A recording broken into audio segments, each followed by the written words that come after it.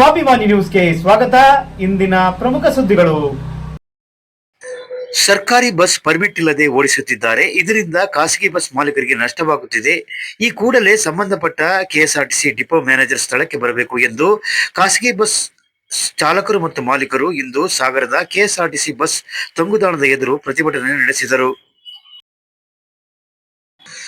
ಸಾಗರ ತಾಲೂಕು ಕಸ್ಬಾ ಹೋಬಳಿ ಉಳ್ಳೂರು ಗ್ರಾಮ ಪಂಚಾಯಿತಿ ವ್ಯಾಪ್ತಿಯ ಬಳಸಕೋಡು ಗ್ರಾಮದ ಸರ್ವೆ ನಂಬರ್ 36ರಲ್ಲಿ ಅರಣ್ಯ ಇಲಾಖೆ ಹುಲ್ಲು ಬನಿ ಜಾಡಿ ಎಂದು ಸ್ಥಳೀಯರಿಗೆ ನೋಟಿಸ್ ನೀಡಿದ ಹಿನ್ನೆಲೆ ಬಳಸಕೋಡು ಗ್ರಾಮಸ್ಥರು ಸೋಮವಾರ ಸಾಗರ ಉಪ ವಿಭಾಗಾಧಿಕಾರಿಗಳ ಕಚೇರಿ ಎದುರು ಪ್ರತಿಭಟನೆ ನಡೆಸಿದರು.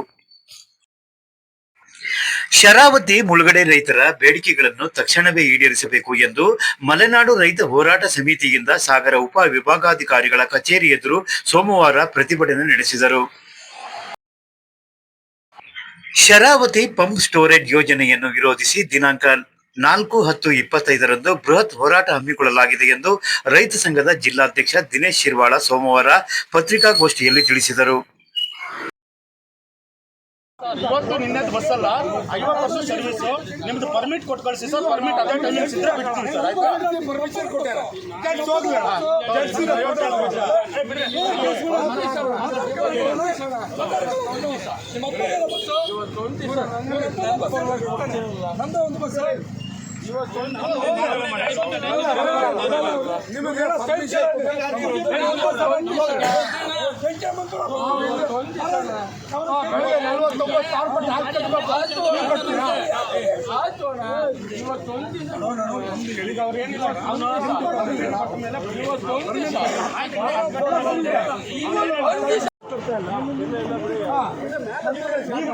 ಮಾತಾಡ್ಬೇಡ, ಮ್ಯಾನೇಜರ್ ಮಾಡಿ ಗಾಡಿ ಬಿಡ್ತಾ ಇಲ್ಲ. ಇಷ್ಟೇ ಒಂದು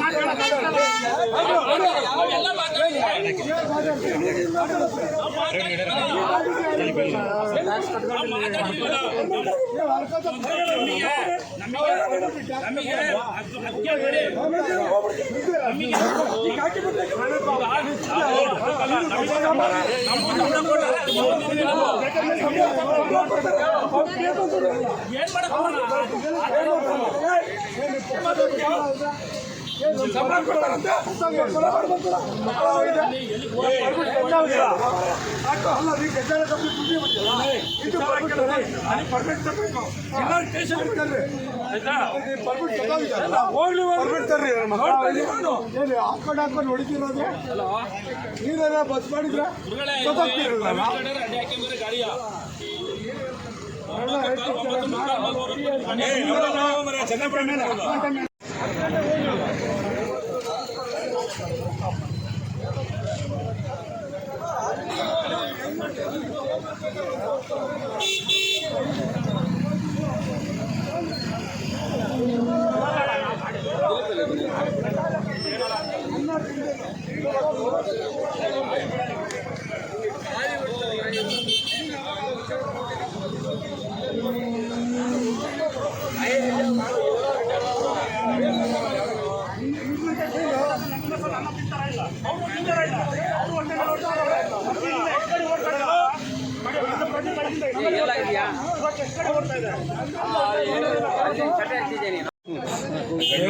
ಅವರು ಈ ಹಾಸನ ಇದು ಹಾಸನ ಡಿಪೋ ಅಂತಿದ್ದು ಇದು ಪರವಾನಗಿ ಇಲ್ಲ. ಈ ನಮ್ಮ 10 ನಿಮಿಷಕ್ಕೊಂದು ಬಸ್ ಇದೆ. ಈ ಬಸ್ ಬಂದು ನಮ್ಮ ಹೊಟ್ಟೆ ಮೇಲೆ ಹೊಡೆದು ನಾವು ಟ್ಯಾಕ್ಸ್ ಲಕ್ಷಾಂತರ ಟ್ಯಾಕ್ಸ್ ಕಟ್ಟಿ ಇನ್ಸೂರೆನ್ಸ್ ಕಟ್ಟಿ ಬಸ್ ಓಡಿಸ್ತೀವಿ. ನಮ್ಮ ಹೊಟ್ಟೆ ಮೇಲೆ ಹೊಡೆದು ನಾವು ಇಲ್ಲಿ ಖಾಲಿ ಹೊಡಿತೀವಿ. ದಯಮಾಡಿ ಈ ಬಸ್ಸನ್ನು ನಿಲ್ಲಿಸಬೇಕು. ಇಲ್ಲ ಅಂದರೆ ಅವ್ರು ಯಾವ ರೂಟಲ್ಲಿ ಇದೆಯೋ ಆ ರೂಟಲ್ಲಿ ಓಡಿಸ್ಕೋಬೇಕು. ಇಲ್ಲಿ ನಾವು ಮುಖ್ಯಮಂತ್ರಿಗಳು ಸಮೇತ ನಾನು ಮನವಿ ಮಾಡ್ತೀನಿ. ಇಲ್ಲಿ ನಮಗೆ ಓಡ್ಸೋಕ್ಕಾಗ್ತಾಯಿಲ್ಲ ಬಸ್ನ. ಇಲ್ಲಿ ಇಷ್ಟೊಂದೆಲ್ಲ ಟ್ಯಾಕ್ಸ್ ಕಟ್ಟಿ ಸಾಯ್ತಾ ಇದ್ದೀವಿ. ಇವ್ರು ಬಂದು ಇಲ್ಲಿ ಬೇಕಾಬಿಟ್ಟು ಬಂದು ತುಂಬ್ಕೊಂಡು ಹೋಗ್ತಾರೆ ಶಕ್ತಿ ಯೋಜನೆಯಲ್ಲಿ. ನಾವು ಲಕ್ಷಗಟ್ಟಲೆ ಟ್ಯಾಕ್ಸ್ ಎಲ್ಲ ಓಡಿಸೋರಿಗೆ ಇಲ್ಲಿ ಮರ್ಯಾದಿಲ್ಲ. ಆಯ್ತಾ?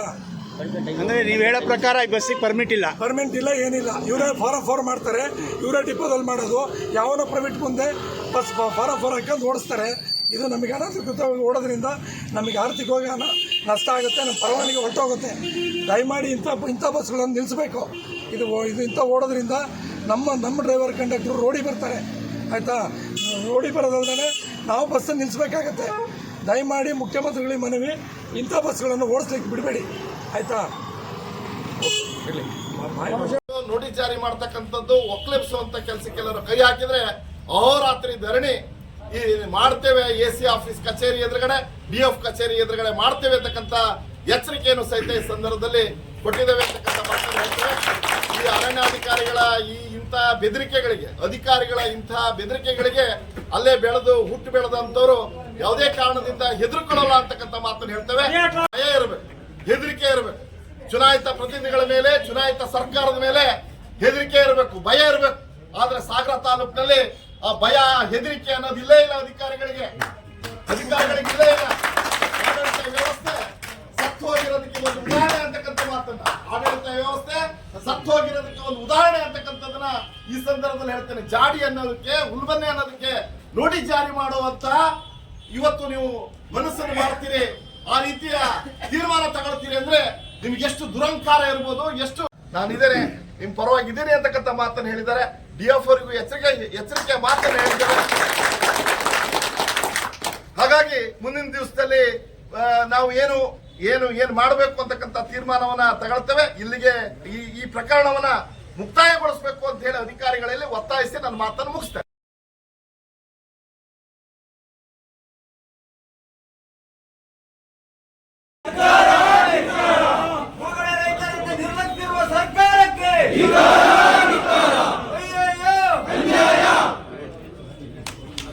ಸರ್ಕಾರಕ್ಕಿನ್ನೂ ಮುಳುಗೋಡಿಯಾರ ಅಂತಾನೆ ಅರಿವಿಲ್ಲ ಅಂತ 65 ವರ್ಷ. ಇದ್ರ ಬಗ್ಗೆ ಸರ್ಕಾರದ ಆದೇಶ ಏನಾದ್ರು ಚಾಲನೆಗೊಳಿಸದಿದ್ರೆ, ಗೌರ್ಮೆಂಟ್ ಆಡಳಿತ ಮಾತ್ರ ಅವರು ಏನಾದ್ರು ಮಾಡಕ್ ಸಾಧ್ಯ ಇದೆ. ಇಲ್ಲ ಅಂದ್ರೆ ನಮ್ಮ ಮನವಿಯನ್ನ DC-ಗೆ, ಮುಖ್ಯಮಂತ್ರಿಗಳ ಕಳ್ಸೋದಕ್ಕೆ ಮಾತ್ರ ಅವರಿಗೆ ಅವಕಾಶ ಇದೆ, ಬೇರೆ ಇಲ್ಲ. ಈಗಾಗಲೇ ಇವರಲ್ಲ, ಹಲವಾರು AC-ಗಳು ಬಂದಾಗ 10 ಸರಿ ನಾವು ಮನವಿ ಪತ್ರವನ್ನು ಕೊಟ್ಟಿದ್ದೀವಿ. ಮತ್ತೆ DC ಅವರು ಮೀಟಿಂಗ್ ಮಾಡಿದ್ದಾರೆ, ಜಿಲ್ಲಾ ಉಸ್ತುವಾರಿ ಸಚಿವರು ಮಾಡಿದ್ದಾರೆ, 4 ಜನ ಮಿನಿಸ್ಟ್ರು ಮೀಟಿಂಗ್ ಮಾಡಿದ್ದಾರೆ, ಮುಖ್ಯ ಕಾರ್ಯದರ್ಶಿಯವರು ಮಾಡಿದ್ದಾರೆ. ಈಗಿರ್ತಕ್ಕಂಥ ಮುಖ್ಯಮಂತ್ರಿಗಳು 2.5 ವರ್ಷದಿಂದ ನಾವು ಅಧಿಕಾರಕ್ಕೆ ಬಂದರೆ ತಕ್ಷಣ ಬಗೆಹರಿಸ್ತೀವಿ ಅಂತ ಹೇಳಿದ್ದಾರೆ. ಅದ್ರ ಬಗ್ಗೆ ನಾವು ಬಹಿರಂಗವಾಗಿ ಹೋರಾಟ ಮಾಡಬೇಕು. ಇವ್ರ ಹತ್ರ ಹೆಚ್ಚು ಅವರಿಗೇನು ಅಧಿಕಾರ ವ್ಯಾಪ್ತಿಯಲ್ಲಿದೆ ಅದು ಮಾಡಕ್ ಸಾಧ್ಯ. ಇವತ್ತು ನಮಗೆ ಮೊದಲನೇ ವಿಷಯ ಏನಂದ್ರೆ, ಅವರಿಗೆ ಗೊತ್ತಿರೋ ವಿಷಯನೇ, ಶರಾವತಿ ಮುಳುಗಡೆ ಸಂತ್ರಸ್ತರ ಸಮಸ್ಯೆಯನ್ನು ಸುಪ್ರೀಂ ಕೋರ್ಟು ರಾಜ್ಯ ಕೇಂದ್ರ ಸರ್ಕಾರದ ಅಧಿಕಾರಿಗಳು ಕೂತು ಮಾತಾಡಿ ಬಗೆಹರಿಸಿ ಅಂದಿದ್ದಾರೆ. ಅದ್ರ ಬಗ್ಗೆ ಮೊನ್ನೆನೂ ಸಹ ಇವರಿಗೆ ಒಂದು ಮೀಟಿಂಗ್ ಇತ್ತು. ಅದ್ರ ಬಗ್ಗೆ ಏನ್ ನಡೆದಿದೆ ಅಂತ 1 ಸಾಲಲ್ಲಿ 2 ಸಾಲಲ್ಲಿ ಅವ್ರು ಹೇಳ್ಬೋದು. ಜೊತೆಗೆ ಅರಣ್ಯ ಹಕ್ಕು ಕಾಯ್ದೆದು ರಾಜ್ಯ ಸರ್ಕಾರ ಸುಪ್ರೀಂ ಕೋರ್ಟಿಗೆ ಒಂದು ಅಪೀಲ್ ಹಾಕಿದ್ದಾರೆ. 4 ಜನ AC ಅಧ್ಯಕ್ಷತೆ ಕಮಿಟಿಗೆ ತಾಲೂಕ್ ಪಂಚಾಯತಿ ಮೆಂಬರ್ ಇರ್ತಾರೆ, DC ಅಧ್ಯಕ್ಷತೆಯಲ್ಲಿ 4 ಜನ ಜಿಲ್ಲಾ ಪಂಚಾಯತಿಯವರು ಇರ್ತಾರೆ. ಅವರು ಎಲೆಕ್ಷನ್ ಆಗೋ ತನಕ ನಮ್ಗೆ ಇದು ಮಾಡೋಕ್ಕಾಗಲ್ಲ ಅಂತ ಸುಪ್ರೀಂ ಕೋರ್ಟಿಗೆ ಒಂದು ಅಪೀಲ್ ಹಾಕಿದ್ದಾರೆ. ಹಾಗಾಗಿ ನಮ್ಮ ಸಬ್ ಡಿವಿಷನ್ ಅಲ್ಲಿ ಸುಮಾರು 40,000 ಅರ್ಜಿಗಳು ಈ ಹಿಂದಿನವರು ವಜಾ ಮಾಡಿದ್ದಾರೆ. ಸರ್ಕಾರನೇ ಮೀಟಿಂಗ್ ನಡೆಸಕ್ ಬರಲ್ಲ, ಫುಲ್ ಕೋರಂ ಬೇಕು ಅಂದಾಗ ವಜಾ ಮಾಡಿದ ಸಿಂಧು ಅಲ್ಲ. ಅದ್ರ ಬಗ್ಗೆ ತಾವು ಮೇಲಧಿಕಾರಿಗಳಿಗೆ ಮಾತಾಡಬೇಕು. ಜೊತೆಗೆ ನಮ್ಮ KPC ಭೂಮಿ ಬಗ್ಗೆ ಜಿಲ್ಲಾಧಿಕಾರಿಯವರು ತಮಗೆ ತಹಸೀಲ್ದಾರ್ಗೆ ಲೆಟರ್ ಬರ್ತಿದ್ದಾರೆ. ಏನಂತ ಅಂದ್ರೆ, ಒಂದು ಭೂ ಸ್ವಾಧೀನ ಕಾಯ್ದೆಯಲ್ಲಿ, ಲ್ಯಾಂಡ್ ಅಕ್ವಿಷನ್ ಆಕ್ಟ್ ಅಲ್ಲಿ ಯಾವುದೇ ಭೂಮಿ ರೈತರದನ್ನ ಸ್ವಾಧೀನ ಮಾಡ್ಕೊಂಡ್ರೆ ಅದು 5 ವರ್ಷದೊಳಗೆ ನೀವು ಯಾವ ಉದ್ದೇಶಕ್ಕೆ ಸ್ವಾಧೀನ ಮಾಡ್ಕೊಂಡಿದ್ರು, ರಸ್ತೆ, ಸೇತುವೆ, ಏನಪ್ಪಾ ಅಂತಂದ್ರೆ, ತಮ್ಮೆಲ್ಲರಿಗೂ ಗೊತ್ತಿರೋ ಹಾಗೆ ಸರ್ಕಾರ ಉದ್ದೇಶಿತ ಶರಾವತಿ ಪಂಪ್ ಸ್ಟೋರೇಜ್